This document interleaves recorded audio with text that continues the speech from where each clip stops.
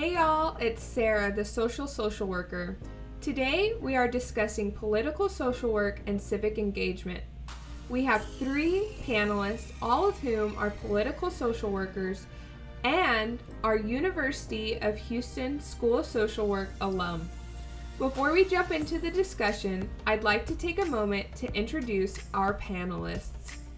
Alessandra Lozano is the Voting Rights Outreach Coordinator at the Texas Civil Rights Project.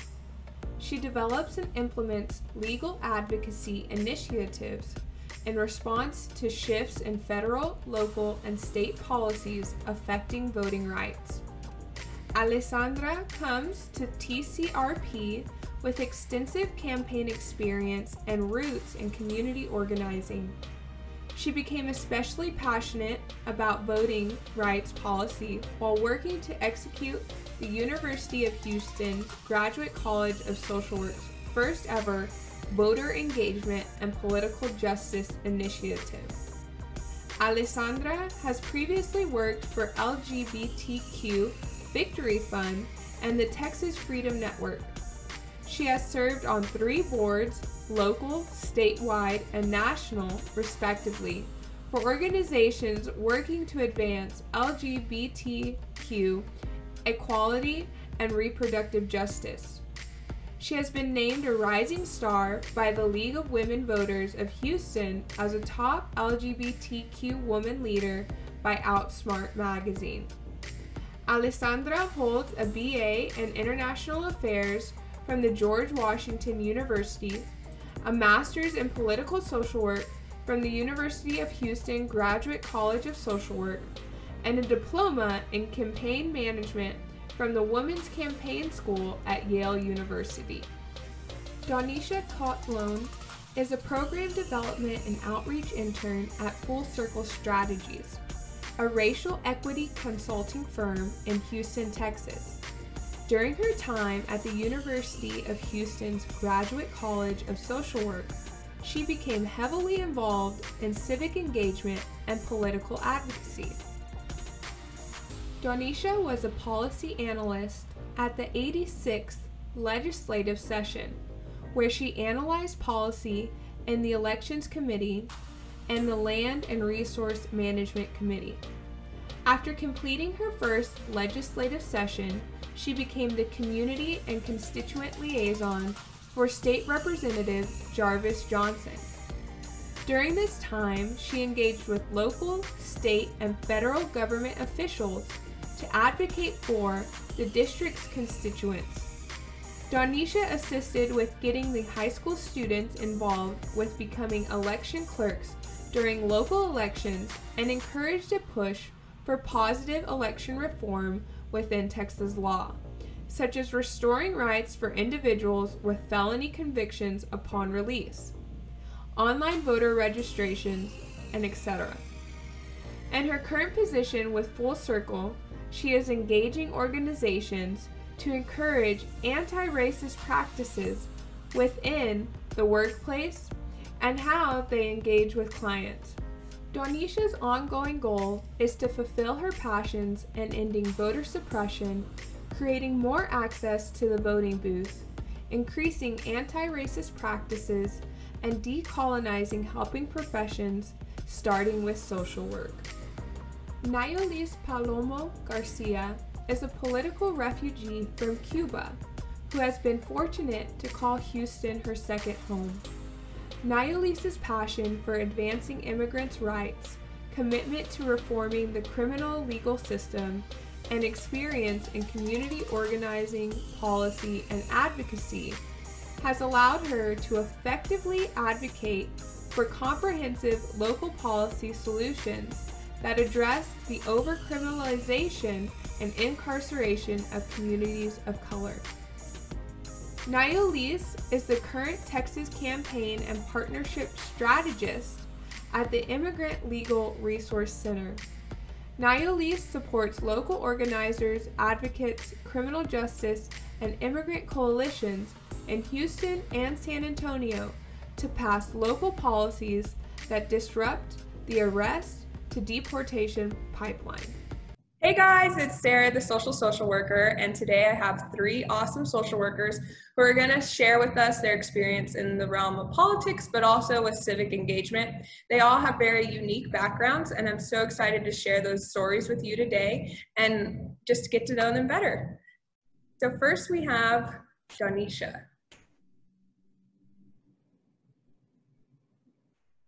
You're on mute. Sorry. My name is Danisha. My pronouns are she, her, and hers. I am currently a part-time intern at Full Circle Strategies as the program development and outreach coordinator. At Full Circle, we are committed to anti-racist lens to help build equitable organizations and communities through research, training, coaching, and outreach. What makes me is my values and belief systems, the dedication to social work and the impacts we have as social workers on the political system in a way that it provides racial and economic justice and political equity and liberation for individuals in vulnerable conditions. Little professional background. I recently graduated from the University of Houston Graduate College of Social Work and didn't begin my civic engagement until I started at the school in 2018. But as soon as I got involved and learned the process behind civic engagement, I became active immediately, registering voters in Houston and surrounding areas, going to a session and analyzing election law, becoming a staffer for an elected official, and just things of that nature. So yeah, that's me in a nutshell. Thank you so much. I'm looking forward to asking more questions about being involved in politics as a social worker. That's really cool. And our next lovely guest is Allie Lozano. Hi, y'all. My name is Allie. I am currently the Voting Rights Outreach Coordinator at the Texas Civil Rights Project, pronouns she, her, hers. I am also an alum of the University of Houston Graduate College of Social Work. I graduated in May 2019, and I definitely identify myself as a political social worker in every single space that I am in nowadays. I've actually, though, been working in the political sphere for the past 11 years, which is scary to say out loud at this point. I started off as a very hardcore grassroots organizer around LGBTQ equality issues back in 2009 in Washington, D.C. I was part of two different nonviolent direct action queer groups, one in New York City and one in D.C. So I really started off, getting arrested, going to jail, getting detained by police, protesting, chaining myself to things. And this was, of course, back in the day, when marriage equality was not yet a thing. It was maybe legal in a handful of states. Don't ask, don't tell was still law. There were no federal employment protections for LGBTQ people. So I started off trying to change policy to help my own community, but I quickly realized that was never going to happen without changing the people in power. And that's how I got into electoral politics. And I worked as a political manager for the LGBTQ Victory Fund for a few years, working on 5 different campaigns all over the country, one in Arizona, 2 in Wisconsin, New York, and Texas, and that's how I ended up in Houston. And then I started doing voter registration work for the Texas Freedom Network, and quickly discovered that Texas, especially, comparatively to what I had seen in other states where I had done campaigns already, I realized very quickly that Texas was very unique in the amount of barriers that we put up around not only voter registration, but actually the physical ability to go and cast a ballot. And that's really what prompted me to go back to graduate school. And I decided on political social work because I felt like an MPP was going to give me a lot of the skills that I wanted, but not enough of a humanity lens. And that's what I really wanted. And so actually the dean of the UH Graduate College of Social Work is the one who suggested that political social work was probably going to be my best fit. And it has turned out to be the greatest joy of my life. And so now I work at the Texas Civil Rights Project on the voting rights team. And in my personal time, I've been doing a lot more writing around political justice and the importance of political justice in the social work space for several academic journals with some professors who I have like admired for the entirety of my social work career. Yeah, so that's a little about me.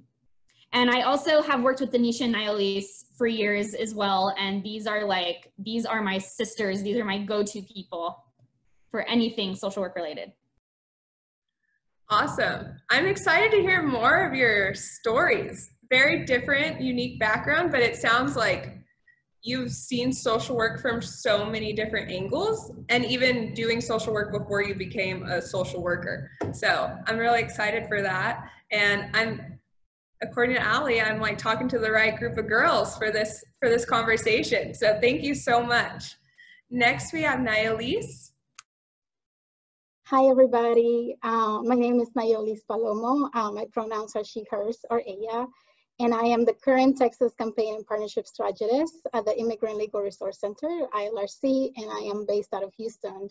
At the ILRC, my main job is to work with criminal justice advocates and immigration coalitions to try to disrupt the arrest to deportation pipeline.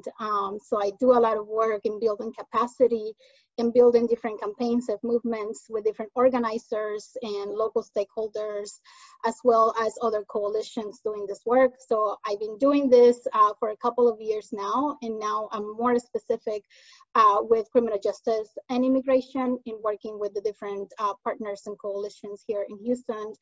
But I actually started my career in social work at the University of Houston downtown.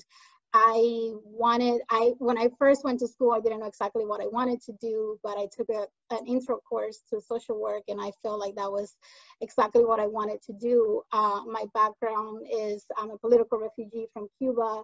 So my father was a freedom fighter in Cuba fighting for human rights, and I feel like that's where I get a lot of my work from. And I decided to do social work, and while I was in undergrad, I did a lot of volunteer work in different organizations, and I immediately saw the need of the community and what needed to happen. I think as an immigrant, we're told and we are conditioned to think that this country is the most perfect nation in the world, right? So we're taught not to question a lot of things. So social work gave me that background and knowledge of understanding what was really happening, and it gave me an understanding of the different systemic oppressions that are happening in this country. So when I learned about that, I definitely wanted to do something about it, and I felt like social work was the perfect profession for me because it gave me all the tools and experience that I really needed to tackle all of these issues.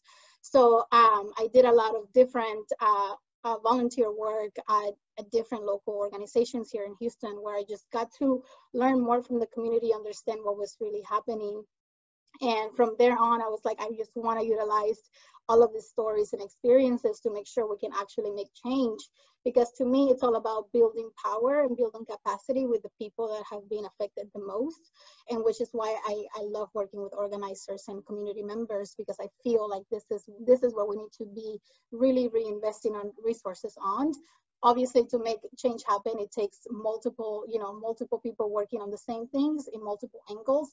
But I feel like a lot of times we forget to really build a capacity within those people that are being affected the most. So that to me, it's where, I feel like I'm really passionate about building that, those different tools and experience within those community members. And I went to the UCSW as well, so I'm also an alumni from the UCSW. And I decided to specialize in political social work because I'm all about fighting the root causes of all of the systemic oppressions that we live under. So in social work, at the UCSW, I did a lot of work. I got an opportunity to go to the Texas Capitol, and I did an internship there.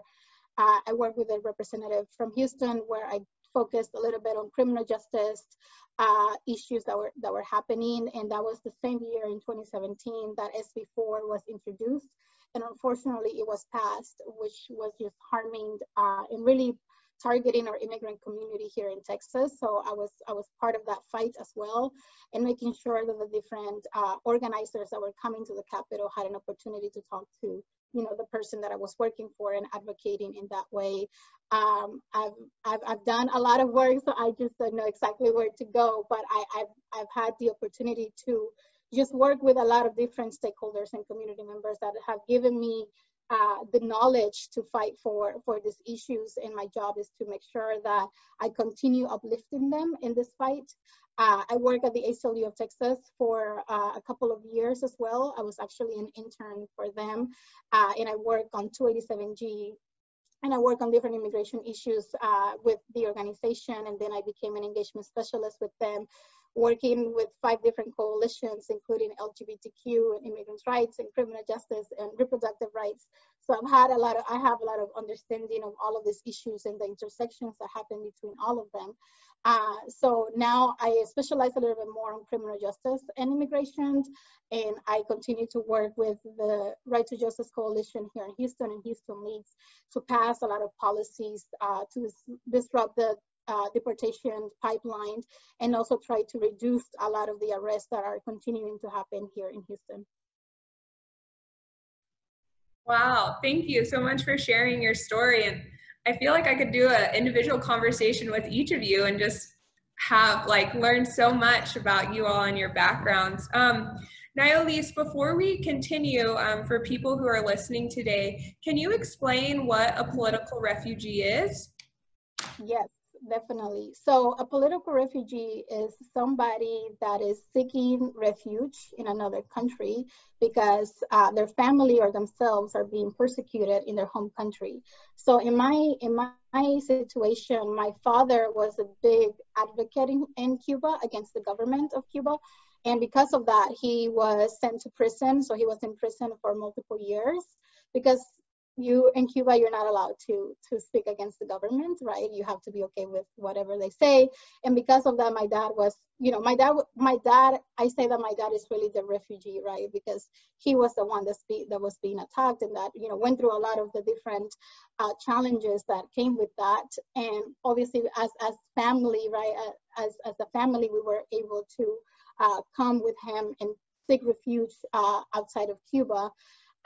There's a difference between asylum and a refugee, right? So if you're a political refugee, you're usually seeking, the resettlement process usually starts back home. So wherever you're at, you have to go through different types of interview process. It's a really long process. It took my family 10 years. So when people say that, oh, why don't they just wait in line? Why don't they do this? Why don't they do that? I feel like those people just don't have an understanding of what really happens and how the process works, right? So it took my family many, many years. You also have to have resources and money to pay for all the different screenings that they do. They do a lot of medical screenings. They do terrorist screenings. They do all types of screenings. And then they assign you to a country. And then from there, if that country accepts your case and your family case, then you're able to be resettled in that particular city or country where they have accepted you. So it's a really, really long process to be an actual refugee, whether you're a political refugee or you are just a refugee. It takes a really long time. And asylum here in the United States, it's somebody that is seeking asylum, that you have already touched the soil of the United States and you're seeking asylum in the country. So you're no longer back home. You are actually here saying that you have been persecuted and that you need asylum. And the United States has to give you, well, it used to give you permission to actually, seek asylum in the country. And as we see today, that is not currently happening, right, under this current administration. So there's a difference between an asylum right and a refugee. Is really the same thing, just the processes are different, right? These are families that are suffering, that, are seeking refuge somewhere else because back home things are really bad and they're being persecuted because of your religion or because of your sexual identity or because of your political views, right? So there's so many reasons why people are seeking asylum and refuge here. So that's a little bit of the difference between those two. Thank you so much. That's super informative. I mean, because sometimes when you're watching TV or listening to the news or reading something, those terms get thrown around a lot, but nobody really understands what those terms mean or what the process is to get to the United States. So I appreciate you sharing your experience and sharing your knowledge on that. So thank you so much. So Danisha, I'm sorry. So you talked a little bit about your organization working on some anti-racism within the community. Can you kind of backtrack a little bit and explain what you're doing to battle that and what it's been like in this particular climate with riots and peaceful protests, and just kind of educate people who are interested in the topic but don't really know how to start? Yes, so I recently became a part of this organization maybe a little less than a month ago. But what they do, they work on a more of an organizational level. So how it works is they do have surveys on their website for different organizations to take the surveys and try to figure out what practices or what are they currently doing as an organization now to combat these issues, and also how different employees within the organization feel about racism, microaggressions, sex, gender type of issues and things of that nature in the workplace. And then so what we do at Full Circle is we go in the organization and create a specific training for the organization based on the answers to those questions. But as far as anti-racism works, so a lot of times in organization you see departments where they say diverse, equity, and inclusion. And a lot of times for many organizations, what that just means is hiring people of color and not necessarily giving them a safe space at work to be themselves and who they are. So anti-racism is the way we look at it, is removing those policies that are embedded within the code that you get when you start a job, and going in there and dissecting those racist practices out of those particular documents and out of the organizational structure. We look at what does your board of directors look like? What does your management look like? What do all these people look like? And who are you serving and how can you better interact? So we also interact with civic engagement. We recently got a contract with America Votes. And so today we began doing like a little mock training, trying to engage and see how we could engage with that organization once we start the training. So I'm new to it. So what I do mostly is outreach. So getting political connection and community outreach and getting people involved, subscribing to our different social media outlets, as well as to our website, working on different newsletters. We're recently working on a newsletter that's going to discuss public health, racism as a public health issue, and we're going to dissect a couple of different ways that we can combat those issues that are embedded in the Harris County community. So. Awesome, thank you for sharing that.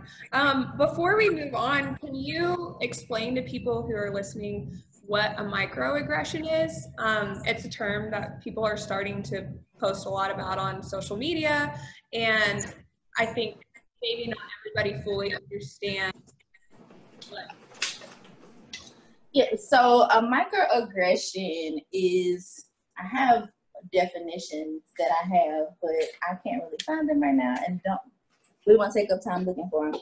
But an example of a microaggression is making comments based on stereotypes in which you have. So saying things like, example, something that I've heard personally a lot would be, oh, you're not like regular Black girls, or you talk white, or you talk very proper to be Black, and things of that nature. So those are examples of microaggressions that people say without thinking that they're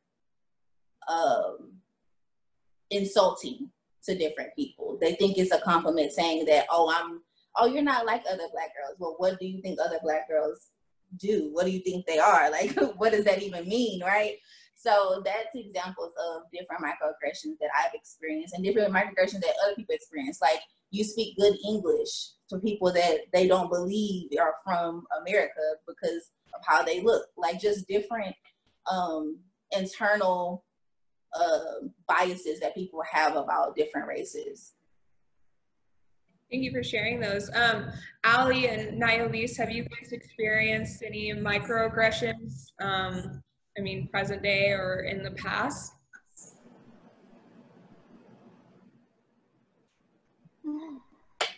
Definitely. Oh, yes, definitely. Especially with me, I've experienced a lot of microaggressions when it comes to my accent. I think a lot of people, you know, I understand you're curious or, you know, whatever the case might be, but it is a microaggression, right?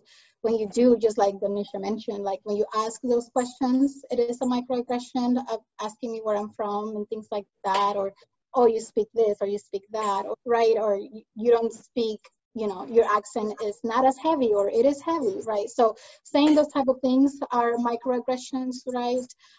Mentioning anything about your skin color is microaggressions. Those type of things are the main things that I have experienced myself.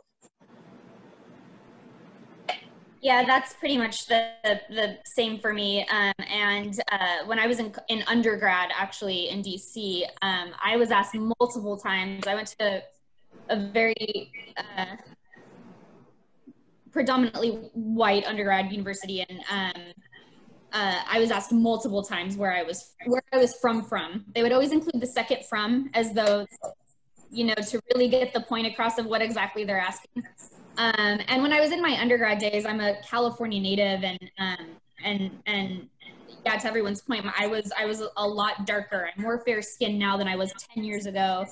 And yeah, the question, where are you from, I got asked multiple times when I was in undergrad. Also, a lot of microaggressions I've experienced have actually been around my LGBT status also. And in particular, I was very much like experimenting with my gender presentation many years ago when I sort of just first come out. And yeah, the comments you get around that were also incredibly problematic. And I like to describe microaggressions as like, it's like death by 1,000 cuts. Like, every microaggression is just a little paper cut, but at a certain point, when you get 2 million of them, it can be fatal. So thanks for asking that question. Oh, thank you for sharing. I think it's something that's so important, and a lot of people, they might not even know that what they're saying is not okay. And I think it's important that we educate individuals and have these types of conversations. Okay, Ali, so let's talk about political social work. What is it? How can I make a career in it? And what like brings you the most joy from political social work? Well, I'll answer the last question first. What brings me the most joy are the colleagues who I met in my graduate program, who are also who live and breathe political social work as much as I do, like Danisha and like Nayalise. And also, all three of us actually had a professor, Suzanne Pritzker, who is known as like the queen of political social work. She is the co-author of the only textbook right now in existence that is explicitly directly about political social work.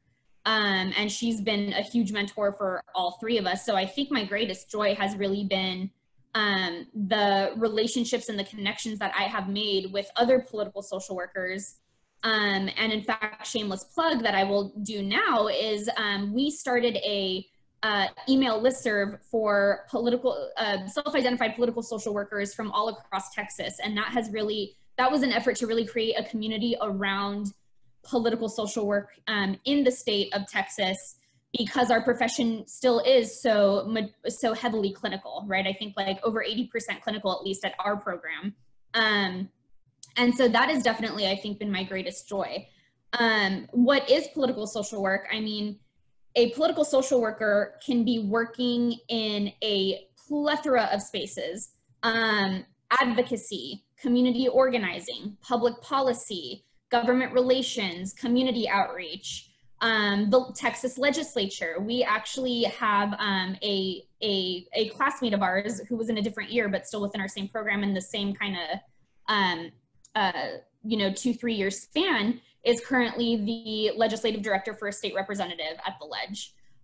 So there's really a whole bunch of things you can do. I mean, even taking just Houston, the Houston office for the organization Children at Risk has like 3 or 4 political social workers on their staff, on their public policy staff. So when you're talking about political social work, I almost like would describe it as public policy without math. You know, it's really encompasses the macro space very well at the political level, where you are engaging both the community and the electorate at local, statewide, federal level, whatever it is. And so, and how you get a career in it, I mean, I think for folks who enter political social work without any political background, I always say that you should volunteer on a campaign, because you get to see how things work. You get to see candidates you really believe in go into a race believing what they believe, and then getting into the race and then having to walk back a lot of the things that they believe. Like, you really get to see how all of those intricacies work. And I would also advise folks to work a Texas legislative session if you can. Denisha worked a Texas legislative session. It is survival of the fittest in there. It's really rough, but you learn so much.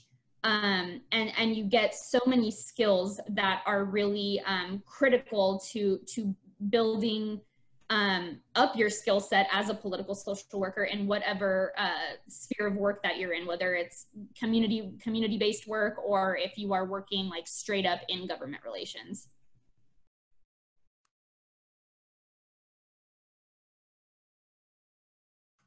I'm muted. Sorry, I was talking to myself. Thank you for sharing that. And just a follow-on question.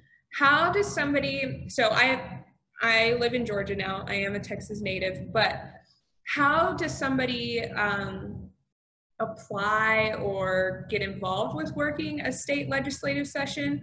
Can I go online? Do I find it on Indeed, or do I need to know somebody who can mentor me through the process? That's a really, yeah. You can all answer, because I'm sure everybody's had different experience. Yeah, legislative offices will post that they are looking for new staff persons or for interns.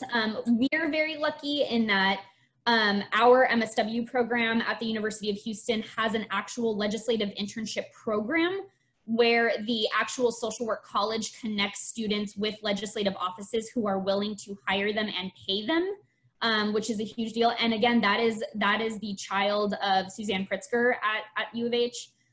So we're particularly lucky in that we do have that program and we have that available opportunity within our graduate program, but legislative offices do pretty often post, just around the Ethernet that they are looking to staff up or that they are looking for interns. I don't know if anyone else wants to add to that. Yeah, I just also wanted to add that there are different, programs too in regards to that. So I did one with the Texas Legislative Internship Program, which was started by Senator Ellis, which is now a commissioner here in Harris County. So he has his own program. Every legislative session you can apply and be part of that as well. And I would also recommend, if you're not able to move, right, because it is expensive, right? And a lot of times these internships, they don't pay you enough. So that's another issue, right? So if you're not able to move to the capital, whether it's Texas or another state, I would recommend trying to see if there's any opportunities within the district offices where you live, anything that's close by, and see if they have any availability opens, and just check and see what else is available locally if you're not able to, move somewhere else.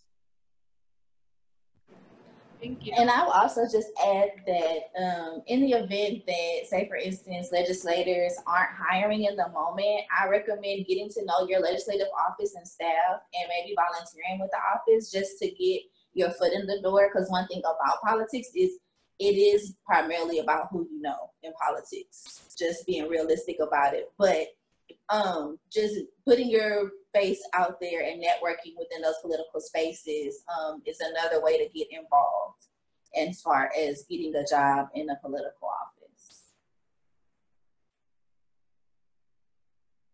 Thank you so much. So my next question, you guys seem to work with different organizations, and Ali, you've been vocal about your experience in the LGBTQ community, and Nayolise with working with immigrants, and Donisha with racial equality, anti-racism. So I want to ask each of you, how can those marginalized communities come forward and get involved in civic engagement, especially with the immigrant population, without fear of getting in trouble? How can they do their part to speak up for their communities and make our society a safer place and more accepting place for these various communities? And anybody can answer first, whoever. Yeah. So I can start in regards to, you know, the immigrant community. I think the most important thing to remember is that, you know, safety will always come first. So one of the things that we do is here in Houston, we have different coalitions, but one of them is just specific to immigrants, the Houston Leads Coalition here. So we work with a lot of organizations that are member-based organizations, which means that these organizations have members that are directly impacted immigrants, right?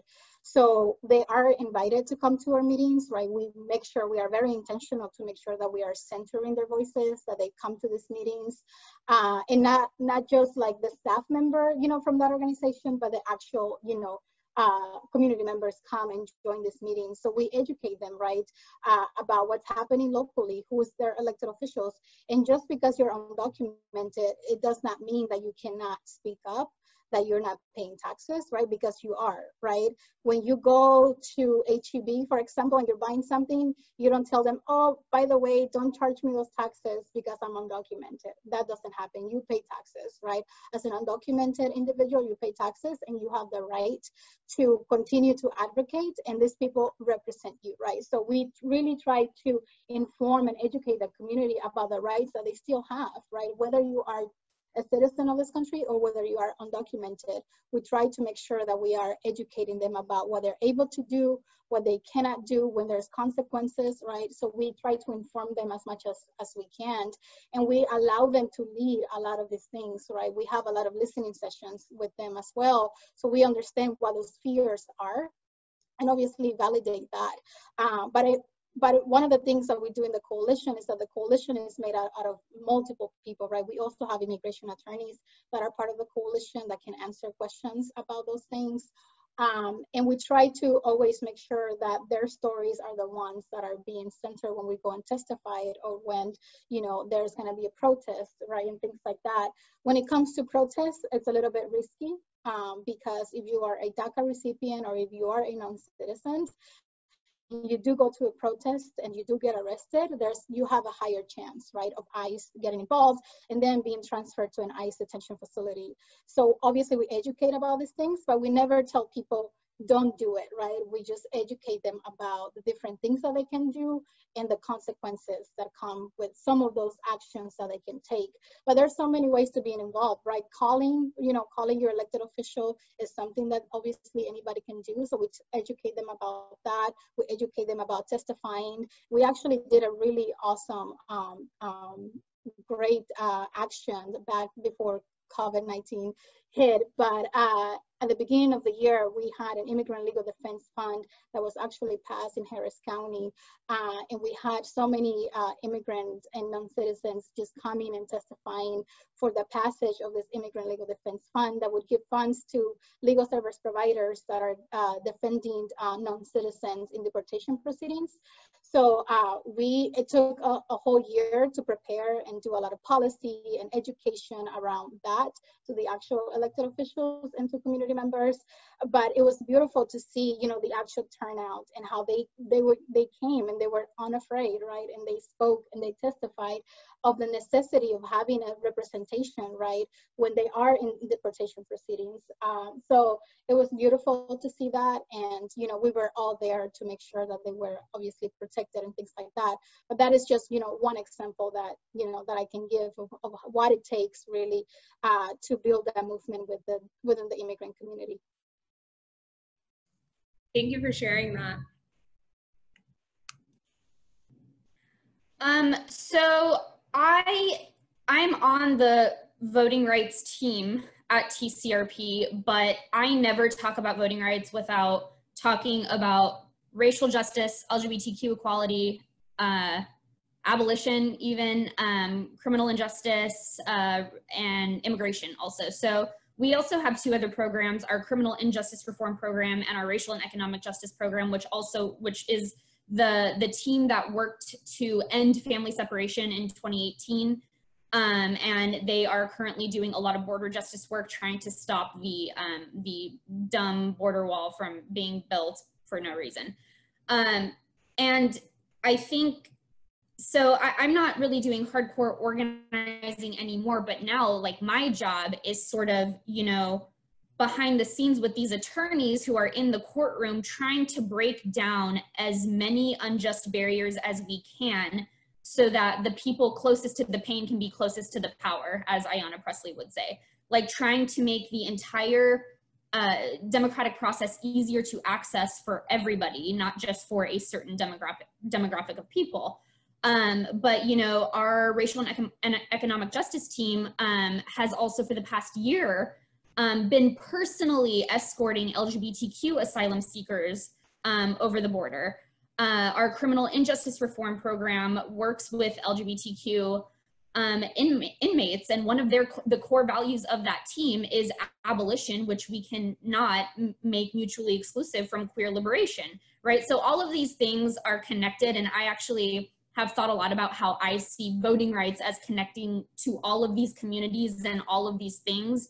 And that's why I have felt it was the best space for me so that I could try and sort of coalesce all of these things happening at the same time, impacting all of these different people. And you know, I really want to make a plug here for the unique positionality that social workers have when it comes to getting marginalized people involved in civic engagement. Because when I was in my MSW program and I was working as a research assistant for the Voter Engagement and Political Justice Initiative at the University of Houston, which Denisha took over for me once I left, I kept running into clinical practitioners who were saying that they thought it was either inappropriate and unprofessional to ask their clients if they were registered to vote, or that they full on thought it was illegal for them to do that. Number one, social work is political. It has to be. We are working with some of the most vulnerable, marginalized groups on a daily basis. And again, those are the people that I think should be closest to the power, and voting is a tool to not only organize our collective power, but also has been proven, like by the Hogg Foundation, even of mental health, to increase self-empowerment, increase feelings of self-determination. It gives you more of a feeling of having an actual stake in your community. And it's in fact not illegal, and actually it's quite the opposite. For certain agencies that many social workers work in, where the agency is receiving some kind of federal aid program or something along those lines, it's actually by law required that you ask your client if they are registered to vote and make an offer to help them register to vote. That's actually in the law right now, nationally. So, and I think considering, you know, all of the spaces that social workers are employed in, we are in the most unique, arguably powerful position to really be presenting this information and this opportunity for entrance into the civic engagement process to some of the people that are just, you know, particularly in Texas, like, we're already vulnerable. And now that COVID has hit, our state has really just gone full force in attack mode against these already vulnerable groups, which has really been making me upset, more upset than usual. I'm usually always upset about the government here. And so, you know, when we're talking about all these different communities, all these different groups, how do we bring them into civic engagement? How do we get them involved? I think, and that question is the perfect question that we should be posing to clinical practitioners, not just macro practitioners. And to kind of piggyback off of what both of them said, I think that one, the issue with political advocacy and social work as it stands now is a lot of times social workers try, and individuals outside of social work actually try to implement changes in communities without actually engaging the community in the process, which is a huge issue because they're trying to help but not really helping. So it's that the road to hell was paved with good intentions, right? So they might go and see, oh, this community is, they seem to be marginalized, so let me go in there and implement some changes without actually saying, hey, what's going on? How can I engage with you? And I think it just ties into that white savior mentality that's embedded within our social work education system. And it's always, how can we help, when really even the social work code of ethics state about empowering our clients. We're not there to help our clients, we're there to empower them and to help them to engage. So instead of trying to save them, it's better than saying, how can we stand with you in this moment? How can I engage with you in this moment as social workers and as people who, like Ali said, we're in a unique position because we deal with people who are in vulnerable situations and in marginalized situations all the time. So why not engage with them in a sense of, hey, are you registered to vote?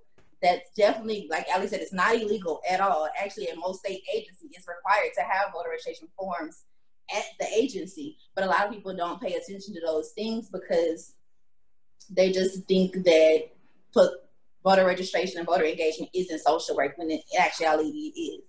And to kind of pick up off what Naili said, education is important. Education is very important when trying to engage communities within civic engagement, simply because it's no longer reinstated in the school. So personally, I didn't get involved in I voted for Obama in 2012, but I didn't really get involved in politics until 2018. My parents voted, but they wasn't the family that took us to go voting with them or talk about politics at the dinner table. We didn't do all of that.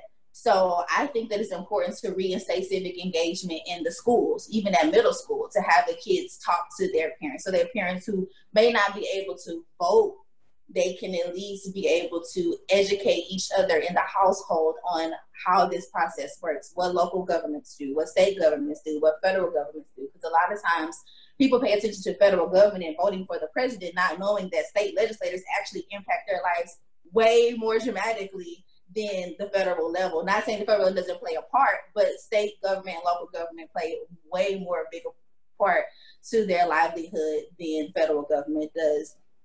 And also, again, education. A lot of people, when I was registering voters in the Houston area, a lot of people in predominantly Black neighborhoods and areas where I was talking to people in my community about registering to vote, they're like, oh, I can't. I have a background, I can't vote. And I'm like, no, that's not true. You can vote. Are you still on parole? Are you still on probation? They're like, no, I've been on papers for years. And I was like, well, yeah, you can register to vote. And they're like, I'm not gonna get in trouble. I'm like, no, it's, you can vote. And I have to educate them on the fact that, and it's crazy that that's not explained to them after they're off parole, but the governor has decided, I forgot which governor was, I want to say it was Rick Perry in 2007. It was Rick Perry in 2007. He said that it's not our job to educate them on that. So I'm like, Okay, so how are they supposed to know? So I actually had a woman break down and cry in front of me because she thought she would never be able to vote again because she had a felony in a background, and which is crazy. So I just feel like education and expanding access to the ballot and engaging young people. Most of the time, everything is technology based these days. So online voter registration is done in multiple states. So why can't we do it here in Texas? It's beyond me. But that's another soapbox for a different day. But also expanding the access of how people are deputized to register voters. I mean, here in Texas, you have to go to each county in order to be able to register voters in each county. I did it in 5, and it took me about a week because some areas require you to take tests and do all of this extra stuff just to register people to vote. Not saying that registering people isn't important and something to take very serious, but you learn the same things everywhere you go. So I think the Secretary of State to definitely work on doing something to where people can go through something to be deputized within the state as a whole. But education is key, I think, to getting people engaged and involved in civic engagement. Wow, you guys shared so much, and I really appreciate that. Thank you so much. So Allie, before we start kind of wrapping up our conversation, you said that you've been involved in political social work for about 11 years, or just in the political realm, I guess. Somebody who's not involved in social work, not necessarily involved in politics, but is interested in it, what can they do to start educating themselves and then educating others around them? Sure. Yeah. So I only even discovered that political social work was like a thing in 2016, maybe. I entered my graduate program in 2017. I've been doing political work though. I mean, I was hardcore electoral politics for years. I've been doing political work for the past, decade. So, and how to get into it, I mean, how I sort of fell into it, I mean, I fell into it because I met a group of protesters and that just happened. But how I got sort of into the insider game, I guess you could say, is it was, I think, 2 parts. One, I was lucky enough to get a fellowship for, back then it was called the Women's Campaign Fund. Now it's called She Should Run. That was paid. I was very, very lucky. I again, and it goes back to Nialisa's point about, the conversation that we really need to have in every facet of life around unpaid internships and who has the privilege and the ability to take an unpaid internship. But in DC, I got lucky and I got a paid fellowship at the Women's Campaign Fund, Now She Should Run. And that's really when I was first exposed to not only just the organizing part, but the actual electoral process of what that looks like for somebody to actually get elected, of what candidate recruitment looks like, which is also a whole conversation that we could have. And that was really like my in. And as Denisha said, it's in this space in particular, it is very much who you know. And which is why, showing up to campaign events or making yourself known to your legislative staffer's office, it's very important. But yeah, how I fell into sort of the insider game was that fellowship, and then also campaign trainings. So there is a bunch of campaign trainings that are offered all over the country. There's also many that are state specific. But I have gone through the Victory Institute's candidate and campaign training, which is specifically for LGBTQ identified people. But I'm also an alum of the campaign school at Yale, which trains women from every background. They don't care if you're a Democrat or a Republican. They will train you. So I think a campaign training is always handy, even if you don't want to run for office, right? If you just want to work on a campaign, if you want to just be a staffer for somebody who's elected at some point, those campaign trainings are super, super helpful. And it also, in my opinion, is sort of a double whammy, because you build up your skills around this world, but you also get some really good networking in. So some people that I met at the Victory Institute training back in 2012, I still talk to. Several of my classmates from the campaign school at Yale are now in elected office. Lauren Underwood, who is the freshman congresswoman from Illinois, who flipped that seat and everyone was like shocked, is an alum of that program. Kirsten Gillibrand as well. So I would say, you know, if you are lucky enough to find a paid fellowship, paid internship at some kind of political organization, it's pretty eye-opening. And also I would say do a training just to see what it's like, so you can get kind of the nuts and bolts about how things work. And then in that way, you're actually also kind of able to network a little bit better with people who are already working in this space. Excuse me. Thank you guys so much. I really appreciate your response, Allie. And Donisha, final question for you. I know that your organization goes into workplaces and does trainings to make people feel like they're in a safe place to work. What advice would you have for a social worker who feels almost like they will get in trouble for having a political opinion? And how can we educate social workers to become more politically involved, to become more involved in advocacy for policy change and things like that? I think that in order for, and this is just me personally, not an organization speak, but this is just me personally, I think that it's important for, a lot of times social workers forget the fact that we're trained to advocate not only for other people, but for ourselves. And so I think it's very important that people are comfortable enough in their skin and their abilities to advocate for themselves when they feel uncomfortable in any situation at any time. And I think that, what was the second part of your question? Muted again. So having social workers feeling unconfident or almost scared to be politically involved or engage in policy advocacy within their working environment, but how, with your organization or your personal opinions, how can we create an environment or a community that empowers social workers to start becoming advocates for policy change or So to piggyback off what Allie said, getting involved in those campaign schools, getting involved in, I recently went, last year I think it was, I went to a political social work boot camp with Dr. Charles Lewis Jr. We had it out in DC and we stayed out there for like a week, and it's specifically for social workers.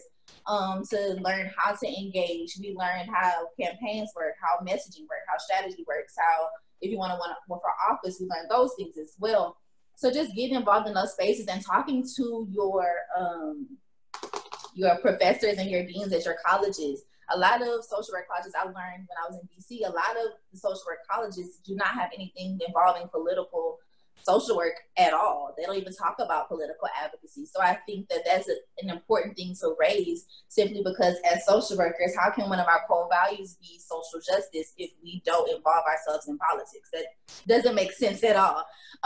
So I think it's something very important that people should be willing to raise. As far as in a social work agency, that's kind of difficult simply because you don't want to impute your personal political views as far as politics are concerned in your workplace, if that's not something that you can do based on policy of your workplace.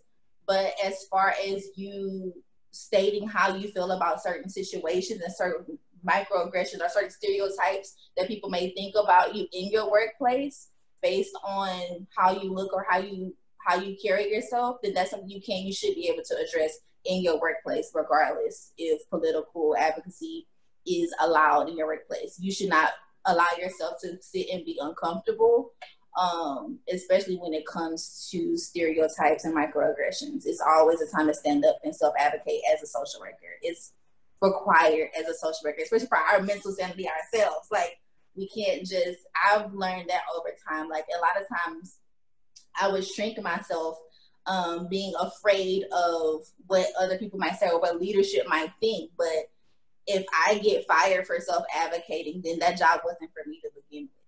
So, and that's always, I'm spiritual, so there's always a blessing, you know, coming for me regardless. So I'm good regardless. And I think that a lot of people should just have confidence in their abilities as a social worker to self-advocate and to stand up for what's right, regardless of where you are or who you are. My voice keeps going out. I'm so sorry. That was very inspirational. You guys have inspired me to get more involved in policy work. I am part of like that 80% who's gotten involved in clinical, but I'm trying to educate myself in how I can be a person that advocates not only for the people that I work with individually, but for the policies that affect those people as individuals. And I think sometimes as a clinical focused social worker, we say, okay, like, I got to fix this problem. I have to help this individual, and not realizing that there's so much more at play that has gotten that individual to where they are. So I really appreciate you guys sharing that. And I have one final question for Nayolise. You have such an interesting and unique background. All of you do. But Nayolise, for a young person think back to when you were younger, maybe like 10 years ago, for a young person in your shoes, what advice would you give them moving forward of how they can be strong, empower themselves, and be an advocate for those around them? Oh, that's a good question. I mean, there's so many factors, right, that come into play. I would say, like, to somebody that is just starting on this, somebody that's younger, right, in their teenage years and stuff like that. I think some of the most beautiful things to do to empower yourself is really understanding your roots and your story, right? You really want to be connected to your story and understand where you come from, where your family comes from, all of the different things that your family was able to overcome. So I think to feel empowered, you need to understand your roots, right? It starts with you, right? So I think it's really important to start there. And I think that another thing to empower yourself would be to also to be humble enough, right, to learn from other people, to learn from other people's struggles and experiences. So I think, just like Ali and Denisha mentioned, you know, when you do attend these trainings, when you do volunteer, when you do take internships that you're able to take, I think you learn so much from all of those experiences, and you learn what's really happening in this country and what's happening around you, right? So all of that, it's really going to empower you to feel like, okay, I need to do something different. I need to utilize whatever platform, whatever experience, whatever thing that I can to change that, right? So once you learn about what's really happening, and when you learn when somebody is suffering and the different systems that exist to continue oppressing that person, you're going to do whatever it takes to learn more, and you want to seek more knowledge. And I think the biggest thing is, like, you really want to find a mentor, right? I think having a mentor, it's so critical in this career, in social work, and any career that you take, but particular in social work, right? Because we can do so much, and we can become very burnout because our work is extremely demanding and extremely emotional personally, and, you know, with everything that's happening. So I think it's important to find a mentor, whether that is a professor or that is somebody that's close to you, or another social worker that you can really feel like you can count on, right? That can give you some guidance around how you can get involved in the first place. And I think just attending a lot of those different events and trainings will also give you a better understanding, right, of how to actually help and advocate. One of the things that I tell to a lot of our non-citizens is that as a non-citizen, obviously you're not able to vote. However, there are other things that you can do to be civically engaged. I was a resident for a very long time. I became a citizen about 2 years ago. So my first time voting was in 2018. However, throughout all of these years, I was involved in a lot of the behind the scenes work, right? I was getting other people in my family, right, and other friends that were able to vote and trying to educate them about the process, right? So I think there are so many ways and so many things that you can do. Even if you're not able to vote yourself, I think you can still be engaged in the political system by understanding how it works. And even if you, you know, there might not be, as an immigrant, there might not be a way right now to receive some type of immigration relief, right? So you might not be able to become a citizen. However, there are other things that you can be doing locally, right? To push these elected officials locally to pass policies that are gonna be friendly to you, right? And to your community. So I think utilizing all of that knowledge and education through a mentor, through trainings, to all of that will really give you like the fire, right, to continue pushing for this and advocating in any situation that you can. And I think as a social worker, there's so many things that, you know, that we can do in our own personal life, but also in our profession to continue advocating and empowering others. Thank you so much. So before we end this discussion, I want to ask you guys kind of a two-part question. The first one being, what did you take away from this conversation, hearing other people's stories? And two, what would you encourage someone at home listening to this? What is the number one thing that you would encourage them to do to become civically engaged? And we'll go ahead and just go in the circle that we first started. So we'll start with Donisha and work our way to Nayolis. A takeaway that I would have personally from this conversation is it just further allowed me to get to know Nayolis and Allie more so.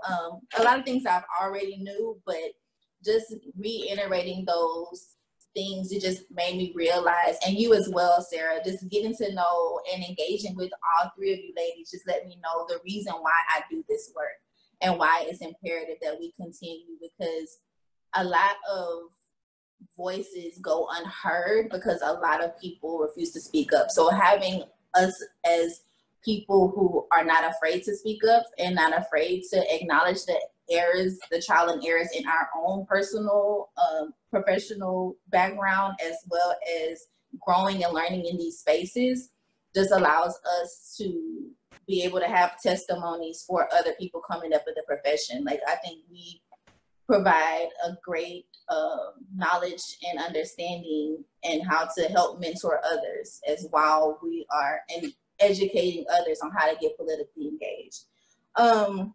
What I would advise other people who are listening in and encourage them to do is just get involved and don't be afraid to network. One thing I had to learn real quick when I went to my first session was networking was key.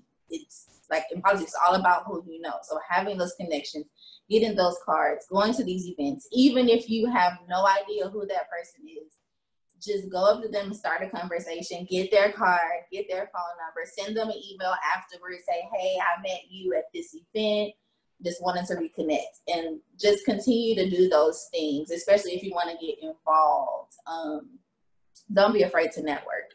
Don't be afraid to read up. Even if you don't agree with something, don't be afraid to process what you don't agree with. And just because someone doesn't agree with you doesn't mean that you have to hate that person. Just have a conversation, understand their background and vice versa, and meet them where they are. As social workers, that's what we're required to do, meet people where they are anyway. So just don't be afraid to network and don't be afraid to have uncomfortable conversations.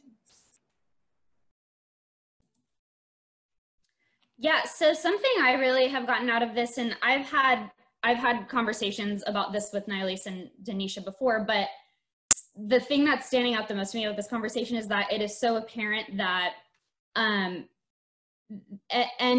no shade to the incredible social work practitioners who have been doing this work for so many years, but there is a new generation of social workers that are here now, that are ready to have very difficult, hard conversations about decolonizing our own profession and about acknowledging the harm that our profession has done in the past in actually upholding systems of oppression.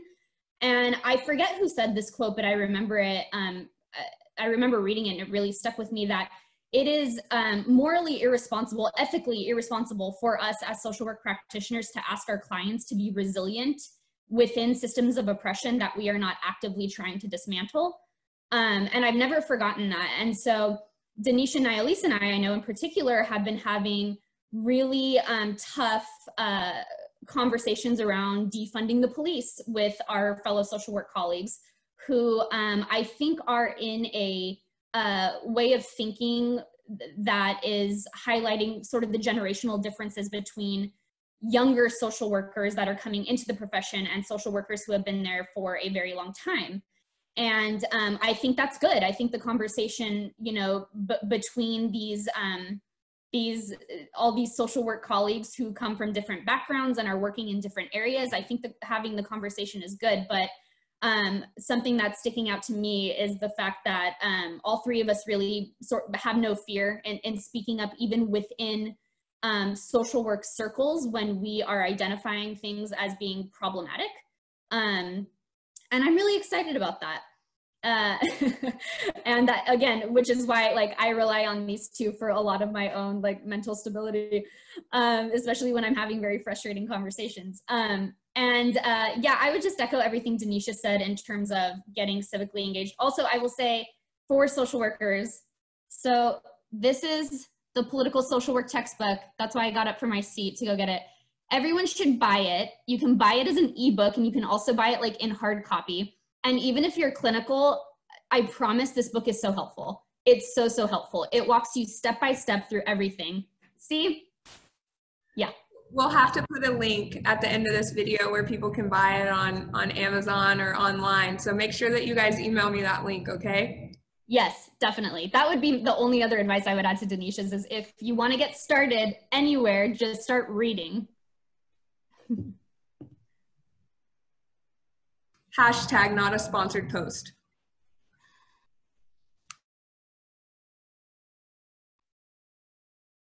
I would just echo what everybody has just said. I think some of the most takeaways that I've taken from today's conversation is just the amount of power that all of us have, right? Like, we all need to be working together more often.